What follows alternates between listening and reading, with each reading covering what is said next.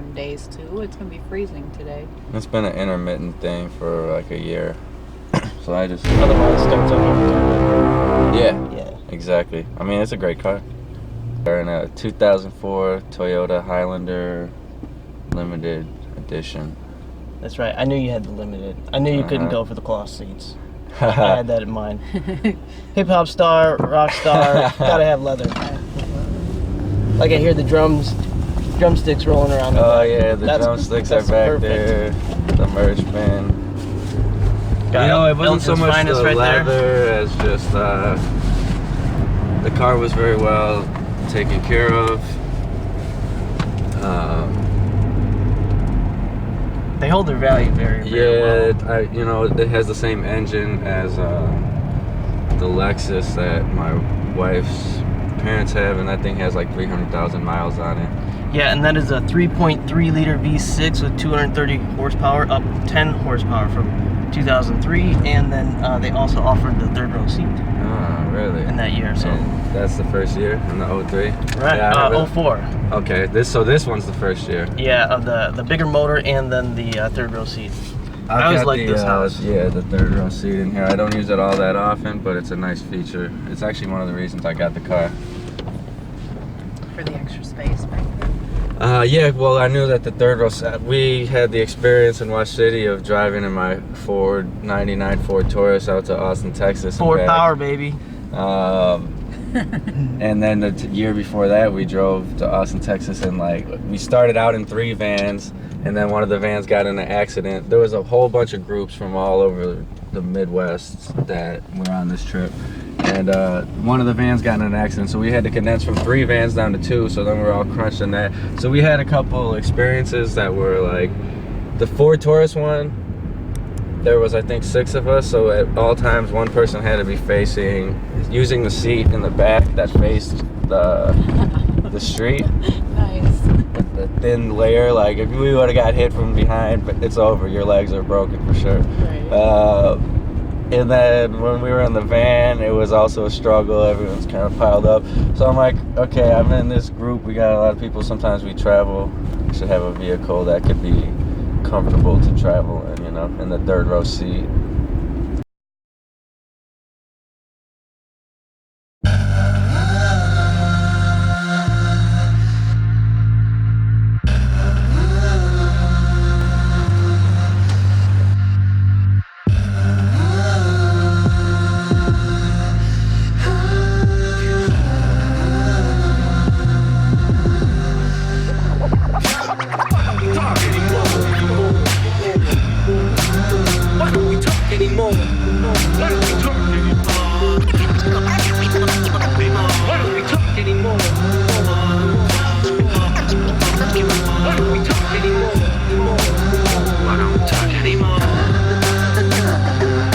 Before social media, I was social.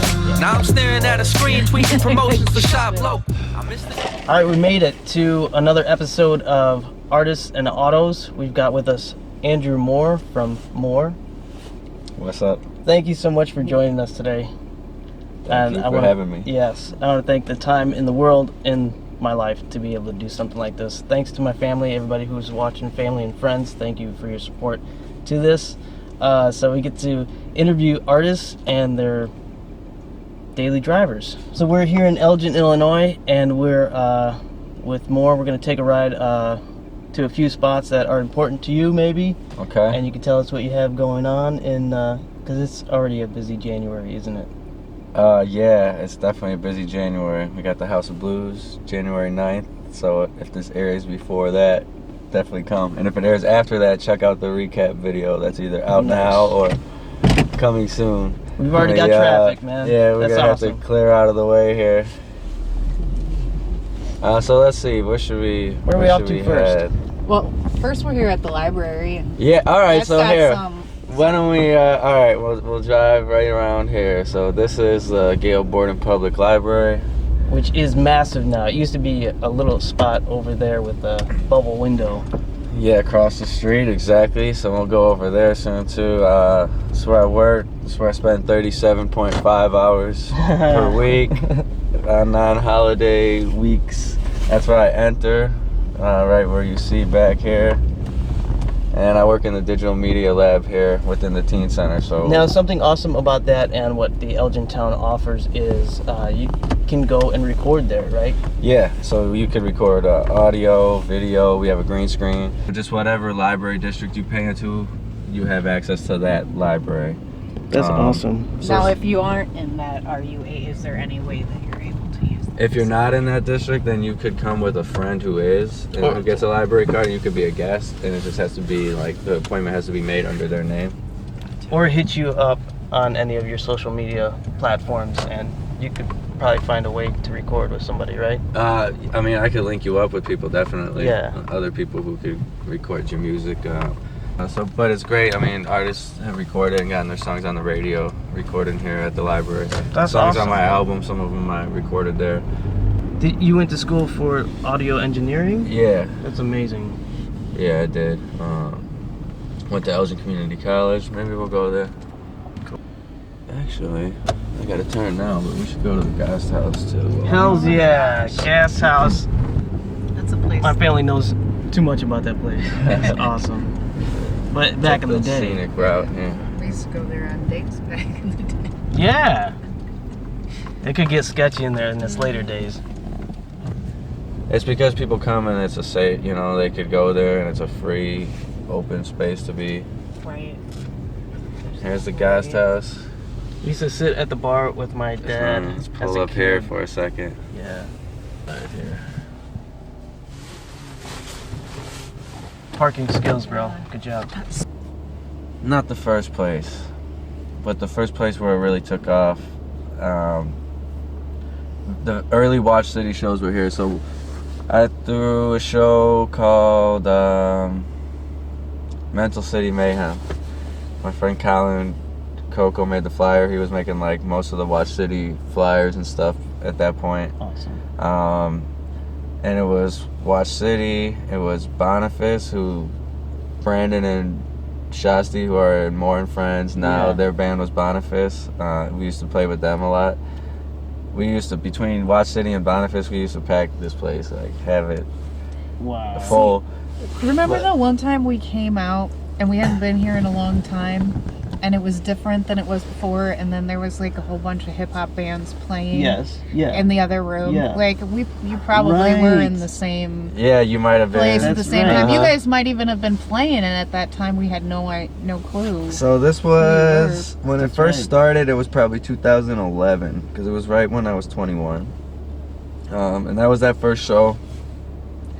And it was like us, Boniface, Rec Center, who is basically like, before there was Watch City, there was Rec Center. They were like the first hip-hop group to really make some noise as far as hip-hop music. Out of From Elgin. Wow, cool. So they were on the bill. Banks the Genius was on the bill. He's Wow. now like a real renowned sound engineer. It was hard to book hip hop at that point in the I suburbs, bet. Yeah. because all the bar owners were afraid of it. So we knew that we had something that was safe and that was, you know, like our audience was never coming to Screw do up the anything place, but have yeah. fun, you know Yeah, what I mean? that's great. And then, but it just took a while for anybody to know that. But Gas House, you know, of course, we made them some money, so that's great for them. They saw that we did a great event. There was no BS, and that it was good. So they pretty much gave us. It turned into pretty much free reign to throw shows at whatever time, and you then know, you guys started doing whatever that. date was open. So we just started throwing shows here all the time. We were doing That's like awesome. monthlies, pretty much like Watch City monthly events. We did all the Nightmare on Chicago Street after parties, and whenever there was big events in Elgin, I would try to look ahead on the calendar and see like, all right, what's the big event in downtown Elgin, and then I would try to book that night early so that I could make sure I had it. So if there's like a Saturday night street fest going on, or like Leonard Skinner's playing at Grand Victoria in the park, all right, I'm gonna book the Gas House that night. You know, so Yeah, that I tried to always book nights that I knew there was gonna be high traffic in the area, and then we would have, you know, typically a $5 cover. We brought out some national acts. We've had GLC out here twice, who was a Grammy winner, was on Kanye West's first 2 albums. That's awesome. We had J. Rue the Damager here. It was, you know, a lot of people are gonna know that name. We had Show You Suck, who's like a Chicago artist who's definitely well respected. So we had a few like big names. We would have. That's kind of how Watch City was able to move around and get shows out of state, because we had this spot that we could tell artists that we met. We would have shows in Chicago, and we would meet touring acts or whatever from St. Louis, Kansas City. That's really. And we'd be like, hey, next time you come out, You got a spot. when you do Chicago, you should do Elgin too. Yeah, I spent a lot of time here, you know. Same here. As I a kid. found out that I was gonna have my daughter Mia when I was here. You know, like, that I got is the news cool. when I was doing an event, like on the phone. I was like, oh, okay. And we talked about it, like right here, probably somewhere in this general area. Is there a sewer here? I imagine one's not far. I don't wanna tell too many personal details, but yeah, Right this is where I found out. So yeah, there's definitely a lot of like history here for me. A funny story: Brandon Malm from he plays in Moore and Friends, plays saxophone. What's up, Brandon? We've Great been job, collaborating together for a long time. He was in Boniface, the band that I mentioned earlier. One time we did a show here, and afterwards, a lot of times I would just like hang out, drink with the bartenders. They would stay here till 3, 4 o'clock in the morning. You know, the events would stop at 2, so we'd figure out the payout and everything. They'd count their bar tab, and then we'd have a drink or two before everybody called it a night, you know? Kind of like Nate's Oyster Bar. What's up, fam? So one night we're there, and there was, in the sound booth, there was a ladder you could climb up, and then there was like a little, just like area up there. Yeah, just like a little storage area, I guess, or something. But there was also a window, so you could see the show from up there. But it was really only for like if you were in the sound booth, you know. It wasn't for the public. Right. Well, we're all just having a drink, and then all of a sudden Brandon comes walking out of the sound booth. He was like up there, fell asleep up there. Okay. Wow, good spot, Brandon. And it just came out all like puffy-eyed and shit, like what's going on? And they were all freaked out, like who is this guy? And I had to tell him, oh, it's my friend, it's cool. Then he's in, he plays in the band, it's all right. Shoot. And he just strolled on out. Brandon. Good spot though. I would pick the same spot, man.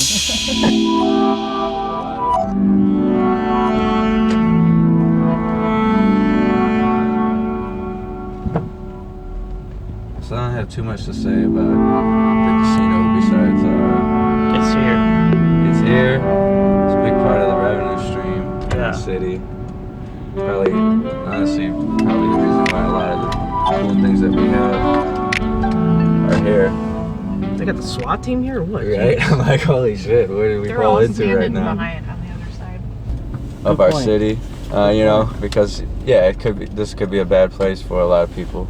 But it's a great place for one person in particular that I wanted to talk about. My brother pretty much works here, but not in the traditional sense though. He plays poker, he plays Texas Hold'em. Really, as career? Yeah, he makes a living doing it. Like he stopped, That's he funny. hasn't, You might know my buddy Steve. he hasn't worked a regular job in at least a year now. Good for him. Yeah, so he just plays poker. Oh, look at that Mazda.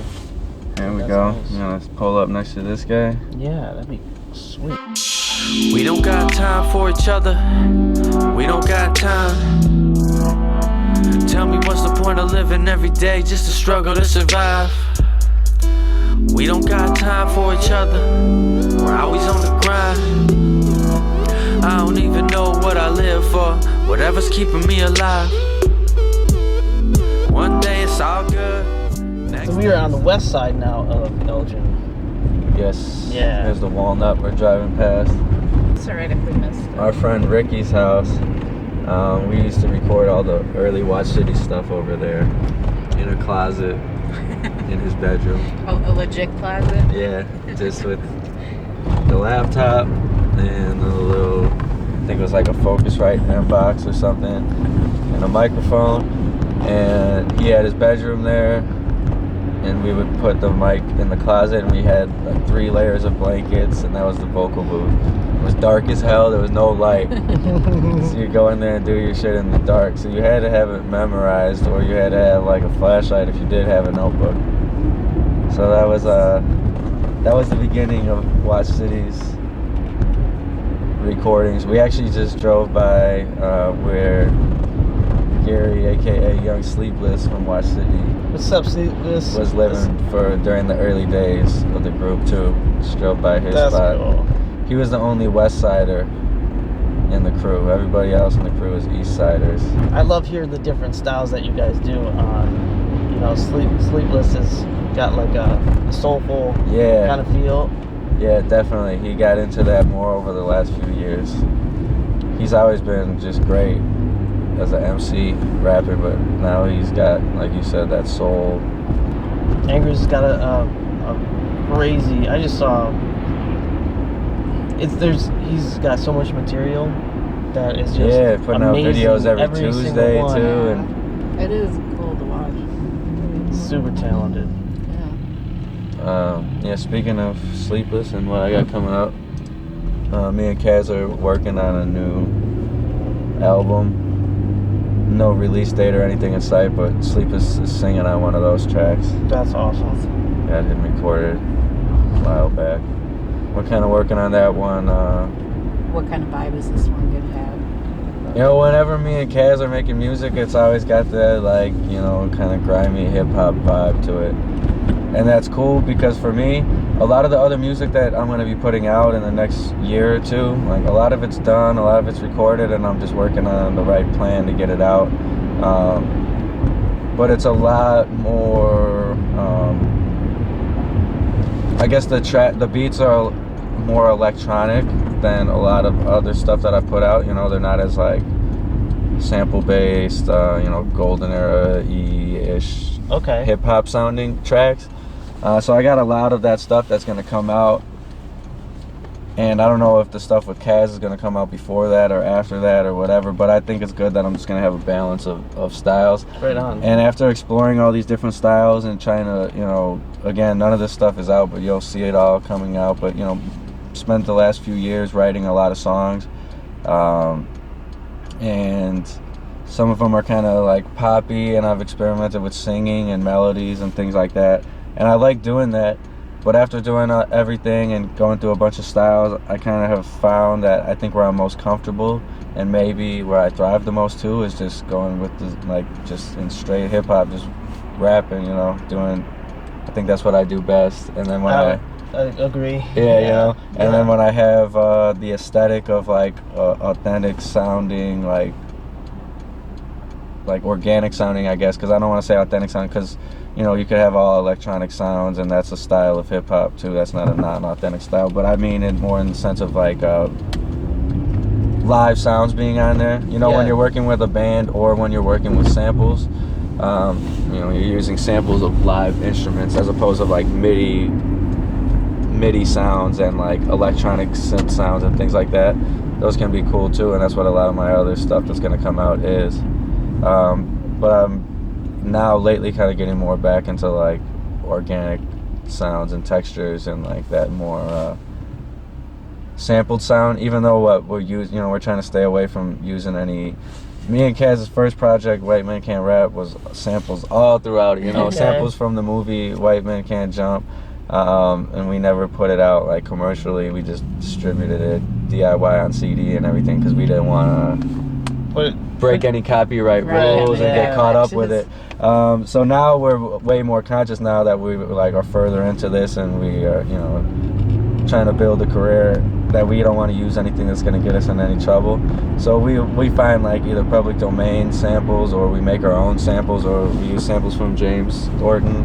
Nice. You know, and build the beats that way, but they still have that sampled sound because that's how we're making them. You know, we're loading the stuff that we record into an MPC, and then we're cutting it up. So that's the stuff with Kaz, and I'm excited about that because, like I said, I think it's kind of getting me back to where I started with everything here, and I'm finding again that's where I'm comfortable, and that I could I could build a career off of just being a rapper, you know what I mean? Like, I like to dabble with a lot of other things, and I'm glad that I've done it, and I'll probably keep doing it and keep on trying to do new things, because that's, I think, a part of being an artist, you know, and growing as an artist. Yes. But by doing that, I think it shows you, again, like, where your strengths are, and like, all right, this is where I should put most of my time, and the other stuff could be what I do to experiment and have fun, you know? My whole education has been in Elgin, from grade school all the way through college. So I'm driving up to the Visual and Performing Arts Center. And I got my associate's degree, and that's when I was like, I'm either gonna go get a music degree somewhere, UIC or Columbia or wherever I would decided to go. I was thinking probably Chicago, somewhere. Or I could not go $40,000 in debt and just go into the field and see what happens. And see what happens, yeah. So that's what I decided to do, to just go out there and like pursue a music career, and that's when I built a lot of experience. So like I said, I went here for a few years. When I was here getting my associate's degree, they had just introduced a program, Mark Beth. Shout out to Mark Beth, the professor here. Had just started this program. It was the first year, the first semester of it.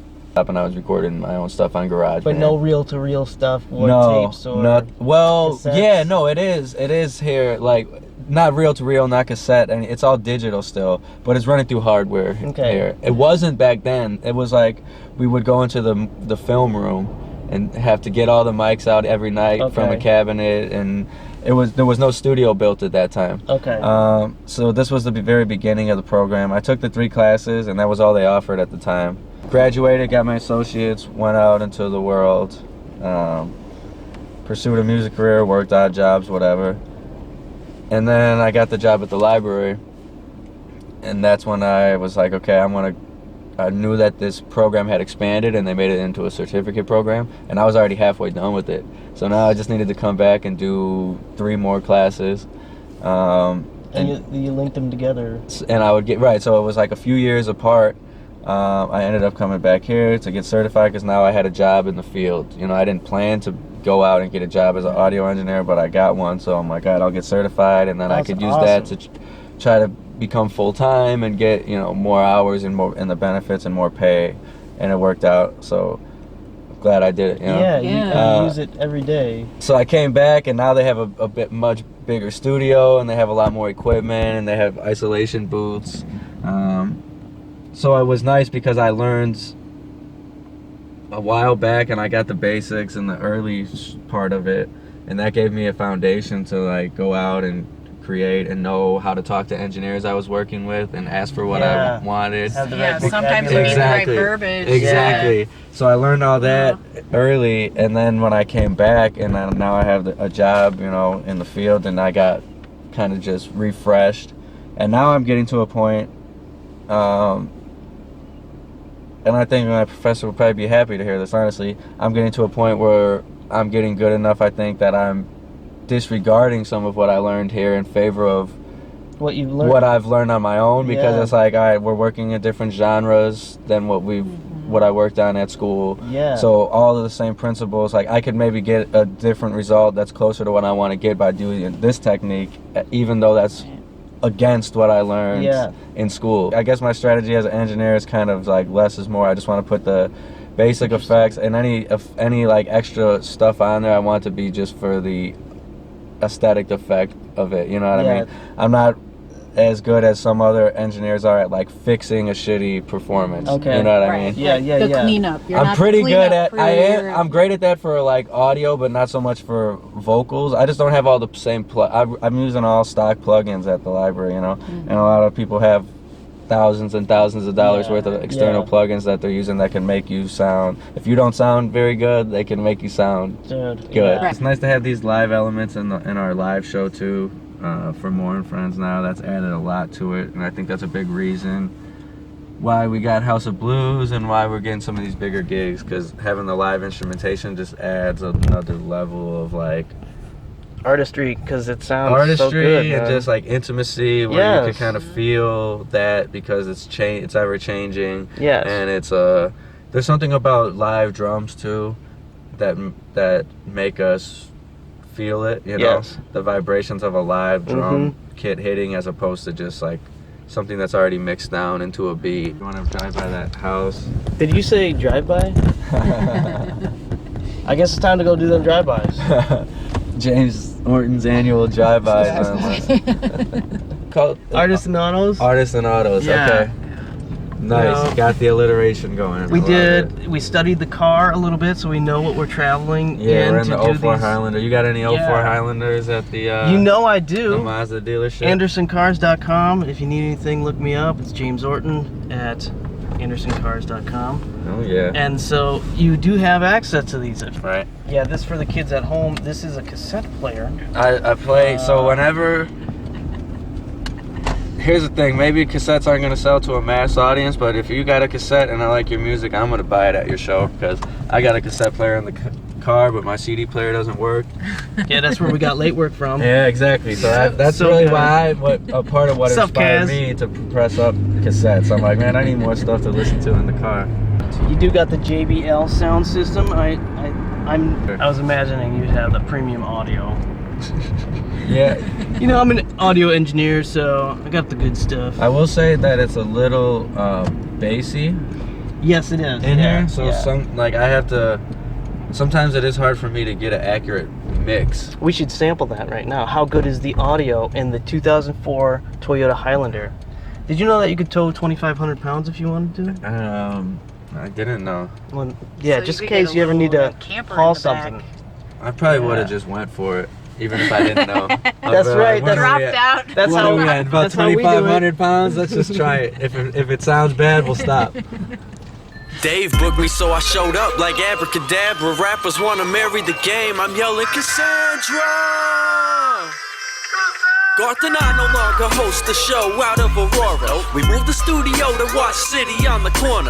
Up at Kaz's crib, drunk, smoking marijuana. I went to high school high, yeah, and got a diploma. Straight A student on a rolling doobies at lunch, writing verses in classes while passing and sitting in front. One of my teachers told me give up my passion for blunts. I told him whatever, I do what I want. See, I was getting women way before I started rapping. I want it, I make it happen. You want it, you get the fapping, the gums flapping, the ass clapping. These rappers are backwards trying to do it for the lifestyle of open condom rappers and liquor and lean. Spitting nicotine since a teen, like chewing tobacco fiends. I'm through with these whack MCs, I'm doing this for a fee.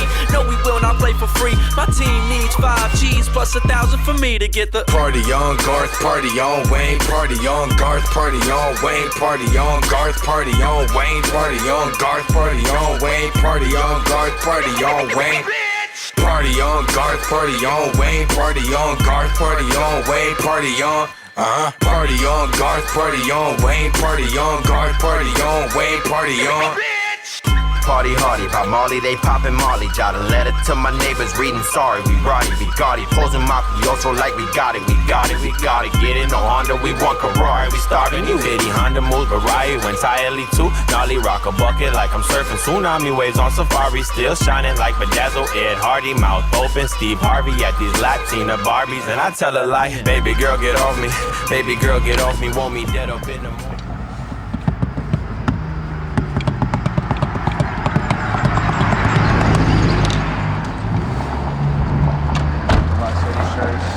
What?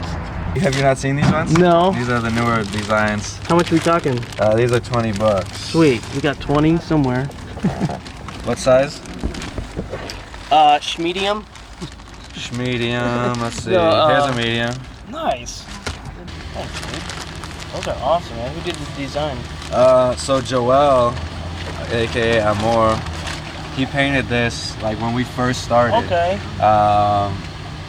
He painted that probably in like 2011 or 12. That's and we awesome. took a picture. I think it's covered at this point.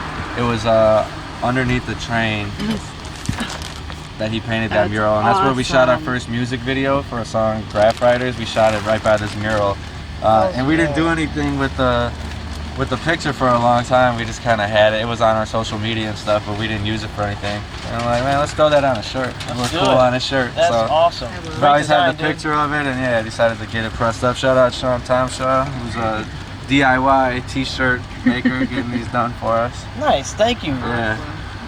We already rolling. Yeah, so to catch Watch City, House of Blues. So check it out. We got tickets. This is a big deal for me. They got Live Nation. It's the biggest concert promoter in the world, to my knowledge. And there's my name right there on the ticket. Nice. So that's a pretty big deal to me. We're at the House of Blues. We'll be there. Moore and Friends. So, well, who is Moore and Friends? Well, Moore and Friends is me and my friends. So the music of Moore, which is my last name for one, and also my entity as an artist. So Brandon Malm on the saxophone, Jalen Little, aka Observe, on the drums. Maybe you'll catch him on the microphone a little bit too. Nice. He's a multi-talented guy. We got Mike Shostak on the guitar, aka Shasi. Kaz on the turntables. And then we got guest vocalists coming out. So Cool Out Chris, who's a longtime friend and a mentor of mine in the Chicago hip-hop scene. We're doing a song together, a throwback to the first album.